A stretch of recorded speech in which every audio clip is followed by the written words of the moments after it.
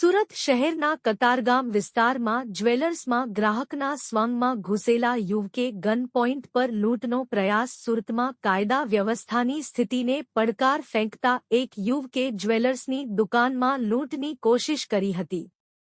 કતારગામ વિસ્તારમાં આવેલી જ્વેલર્સની દુકાનમાં એક યુવક રિવોલ્વર લઈને ઘૂસી ગયો હતો.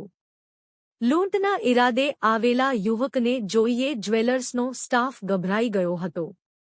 દરમિયાન જ્વેલર્સના માલિકે હિંમત કરતા સ્ટાફે યુવકને ઝડપી પાડ્યો હતો. દુકાનમાં રહેલા સ્ટાફે વિડીયો પણ ઉતાર્યો હતો. ત્યારબાદ જાણ થઈ હતી કે રિવોલ્વર જ નકલી હતી, માત્ર લાઇટર રિવોલ્વર હતી. યુવકને પકડીને કતારગામ પોલીસને જાણ કરવામાં આવતા પોલીસે ઘટના સ્થળે પહોંચી યુવકની ધરપકડ કરી વધુ કાર્યવાહી હાથ ધરી હતી.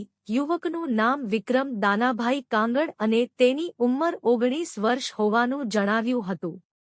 કતારગામ પોલીસે યુવકની ધરપકડ કરી વધુ કાર્યવાહી હાથ ધરી હતી. આરોપી વિક્રમ પહેલા દૂધની ફેરી મારવાનું કામ કરતો હતો, જ્યારે છેલ્લા 5 મહિનાથી તે વતન સાવરકુંડલા ખાતે જતો રહ્યો હતો.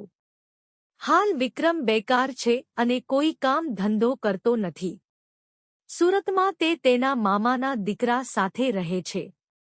જ્વેલર્સની નજીકમાં જ રહેતો હોવાથી 2 દિવસ પહેલા તેણે જ્વેલર્સના શોરૂમ પર જઈને એક સોનાનો હાર બુક કરાવ્યો હતો, જેની આજે તે ડિલિવરી લેવા પહોંચ્યો હતો અને તેના રૂપિયા ન આપવા પડે તે માટે તેણે આ કારસ્તાન કર્યું હોવાની શક્યતા છે.